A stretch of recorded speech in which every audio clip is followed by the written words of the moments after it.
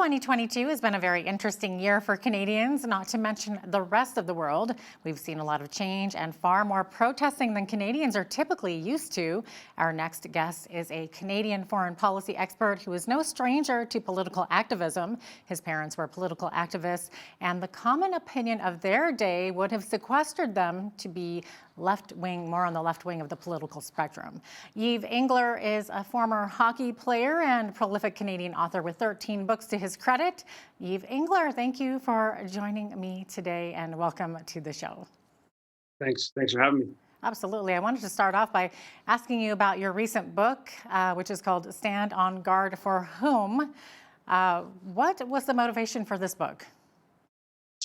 Well, it's a people's history of the Canadian military. So it's a historical account of the Canadian military from the perspective of those who have been victimized by the Canadian military abroad and here. And I trace the history of the Canadian military as a British force that conquered these lands from First Nations right up until today, where the Canadian military is used, or helped overthrow the elected government in Haiti in 2004, bombing of Libya in 2011.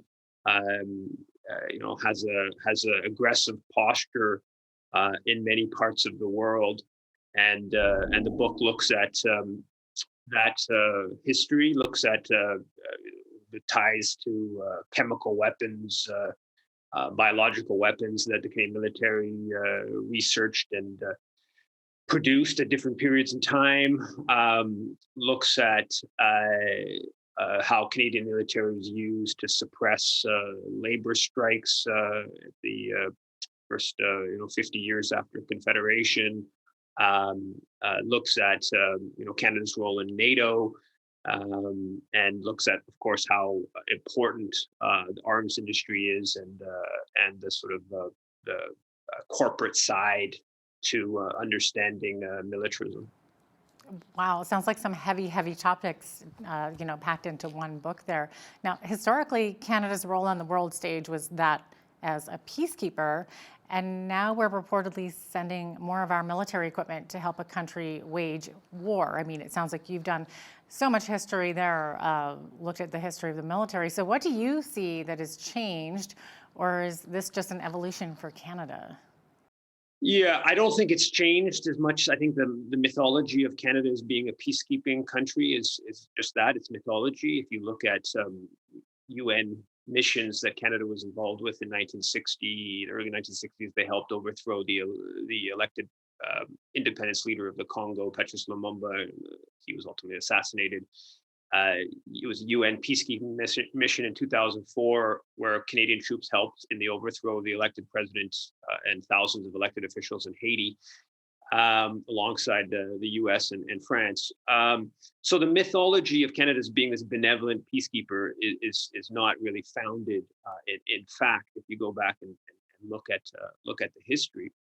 But nonetheless, what Canada is doing today in the Ukraine, I would say, is pretty startling in terms of how brazen the Canadian government is in terms of just pumping in and announcing, boasting that they're pumping in huge amounts of weaponry to basically use the Ukraine and Ukrainians as sort of cannon fodder in their battle in Washington's really battle with Russia, and sort of turn Ukraine into to a certain extent, I think analogy would be, or the parallel would be, Afghanistan in the 1980s, where the Soviets, of course, invaded, and then the Americans just pumped in endless amounts of weaponry to the Mujahideen, which ultimately delivered a major blow to the Soviets, but it was catastrophic for Afghans, and tens and hundreds of thousands of Afghans died, and the country was sort of demolished.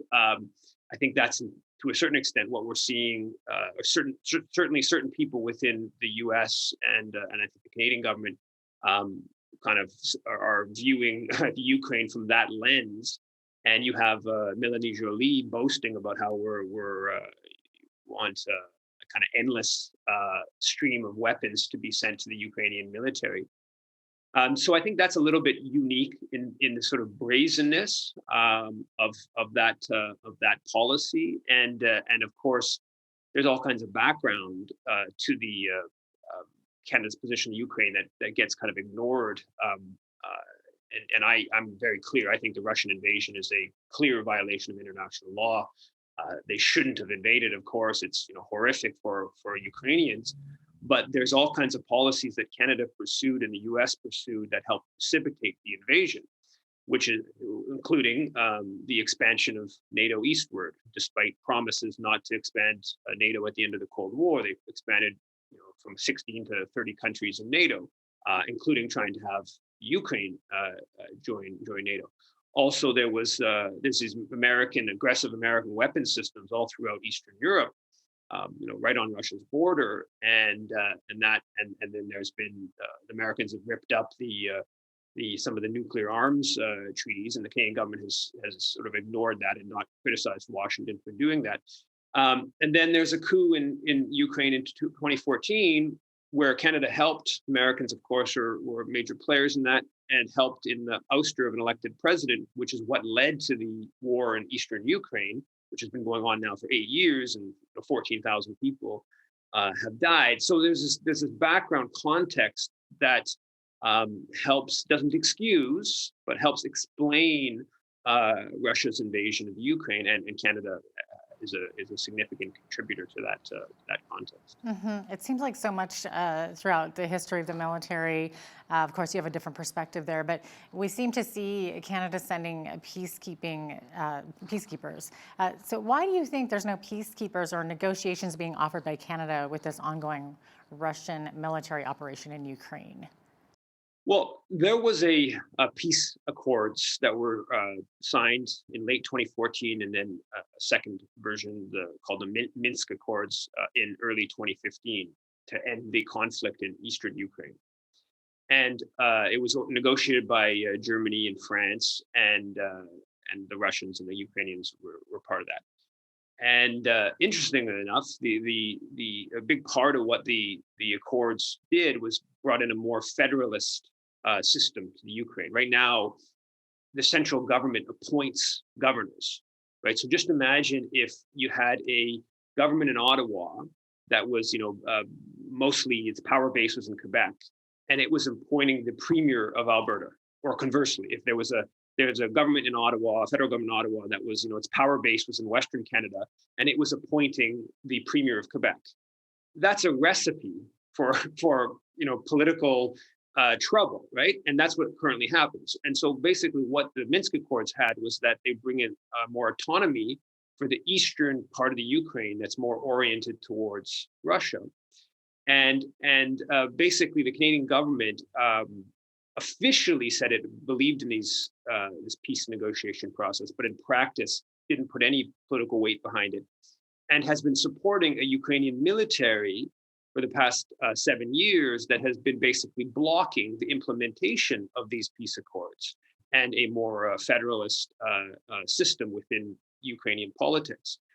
So the Canadian government has clearly made a side. It's chosen a side. It's chosen the side that it's a side that Washington is backing, and it's a side that big chunk of Ukraine is a very divided country, where the western half of the Ukraine, the central and western half of Ukraine, is more European and Western oriented, and the southern and eastern half of the Ukraine is more Russian oriented.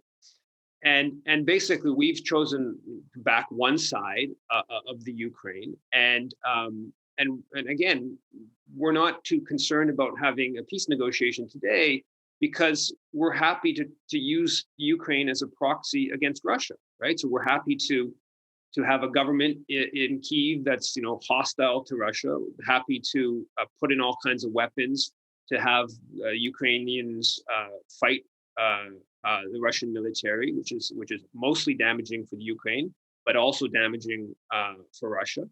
So from a geopolitical perspective, that's something that Washington supports, and Ottawa is going along with it. So yeah, peace negotiations are not high on the priority list of the Canadian government, because they haven't been for 8 years, and they continue not to be. I think the only way that they will be is if the Canadian public starts demanding an end to the escalation, right? Instead of sending much more weapons, let's start pushing for negotiations. But that's not where Canadian politics are at right now. But that's why Canadian public needs to get engaged and put some pressure on the government to change course. So, has Canada historically supported different political movements in Ukraine? Yeah. I mean, Canada has supported, for I did a piece on the so-called Orange Revolution of 2004, and that was somewhat similar to what happened in 2014, where the elected president Yanukovych was ousted, who was more sort of viewed as closer to Russia than to the West.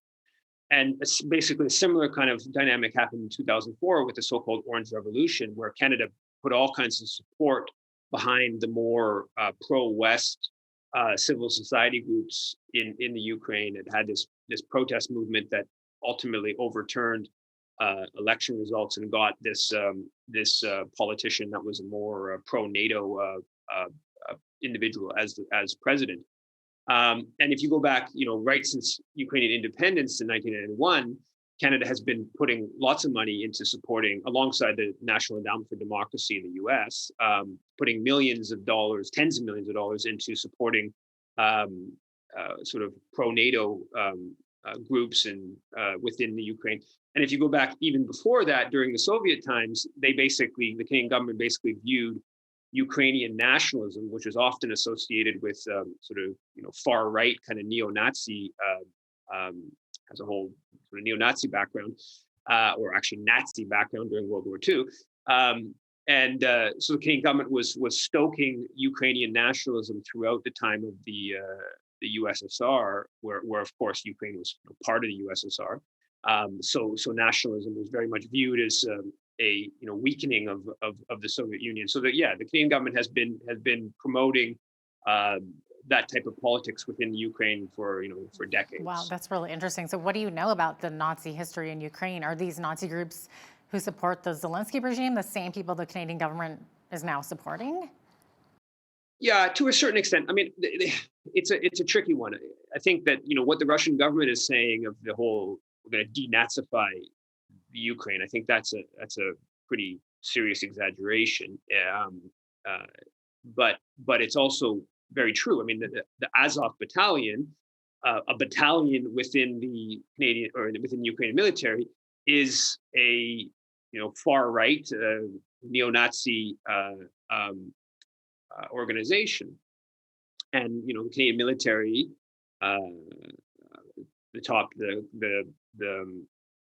the defense attaché of the Canadian embassy in Kyiv in June of 2018 had meeting with Azov battalion officers. There's been another meeting. There's been a couple of reports that showed that Canada was training Azov battalion, and the Centuria, another far right group within the Ukraine, was training them as part of Canada's Operation Unifier, the training mission in the Ukraine.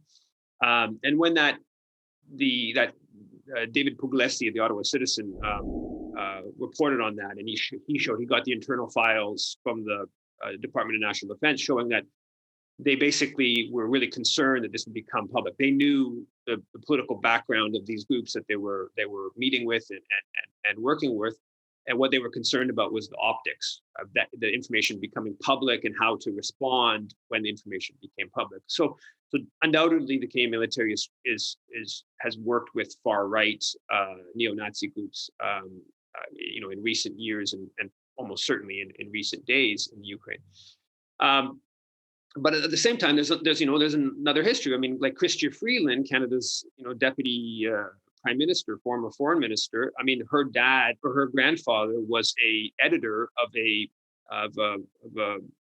pro-Nazi publication during World War II, and he left when the Nazis got driven out, the Germans got driven out of Ukraine.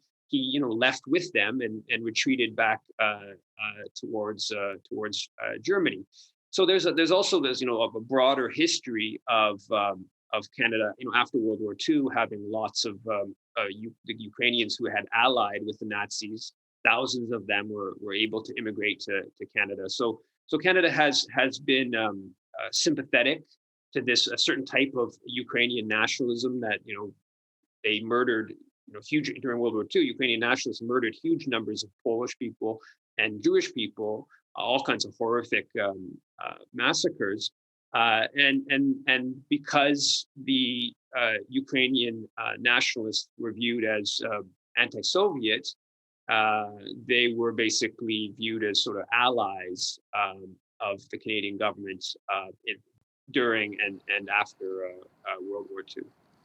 This is such an in-depth and interesting topic. We could go on and on, but unfortunately we are out of time. But Yves Engler, we just thank you so much for coming on and sharing your time with us today. Thanks a lot for having me. Absolutely. Yves Engler is an author and Canadian foreign policy advocate.